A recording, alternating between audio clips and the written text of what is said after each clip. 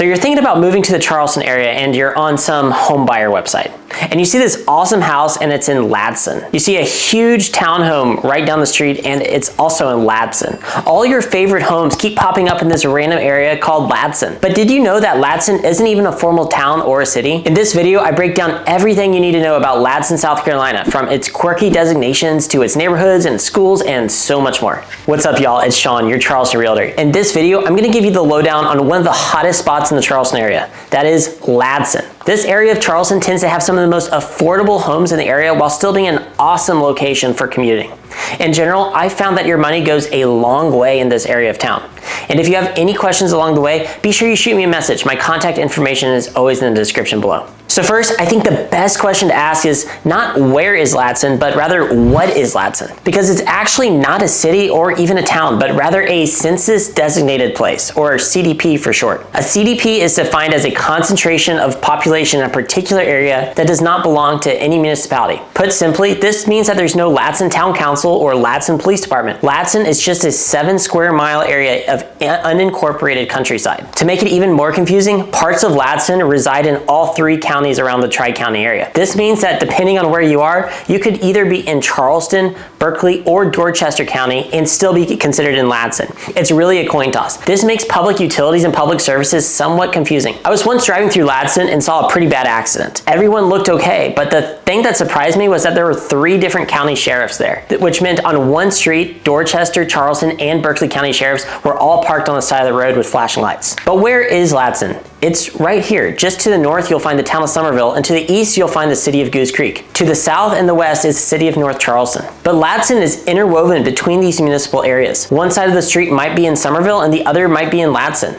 And Ladson is actually shrinking. As the cities surrounding it expand, they are incorporating the areas of Ladson within their borders. Even still, Ladson boasts a growing population of around 15,000 people per the 2020 census. So why would you want to live in Ladson? Well, in one word, location. Ladson's location can hardly be beat for the price point. It's a perfect commuter suburb in the Charleston Metro because of its proximity to I-26. On average, it should take you about 30 minutes to get to the Charleston Peninsula, 45 minutes to Sullivan's Island Beach, and 15 minutes to get to Somerville. We're 25 minutes away from Google, 15 minutes from Boeing, and 15 minutes away from Bosch. It's also just 15 minutes from the Charleston Air Force Base and maybe 30 minutes away from the Naval Weapons Station. So what is there to do in Ladson? Well, there is a ton of growth in the area and businesses are expanding their presence here. However, compared to the rest of the Charleston Metro south of Somerville, Ladson is still relatively undeveloped. If you're living in Ladson, you'll likely need to visit Goose Creek, Somerville, or North Charleston for restaurants, groceries, and shopping. That's not to say there aren't any commercial districts in Ladson, just that they're not abundant. And because of the geography of the area, it's usually closer to visit one of the surrounding cities than to try to find something in Ladson. But Ladson is still a fantastic suburb with tons of neighborhoods and activities to do. Ladson is home to a pretty large fairground, which is perhaps the largest in the Lowcountry. This fairground is known for hosting several notable events each year, with the Coastal Carolina Fair being one of the most prominent. It takes place in late October, early November timeframe and offers a wide range of attractions, including rides, live music, food, exhibitions, and so much more. Another significant event in Ladson is the Exchange Park Community Market, although it's more of an ongoing event than a yearly one, featuring local vendors, artisans, and farmers offering their goods on select days throughout the year. So shifting gears a little bit, let's talk about schools. Ladson is primarily served by Berkeley County School District. However, parts of Ladson that extend into Charleston County could also fall under Charleston County School District's jurisdiction. These school districts manage public schools in their respective counties, providing education from elementary through high school. And this divide can be abrupt. On one side of the street in a residential neighborhood could be located in an entirely different county compared to the other. So your neighbor's kids might go to a different school. That's why it's so important to work with a competent realtor in your home purchase who can advise you on the current zoning. If you want to talk more, my contact information is down below. Don't hesitate to reach out. But let's talk about everyone's favorite subject, and that is taxes. This is where you might actually win as a homeowner. You see, because Ladson is unincorporated,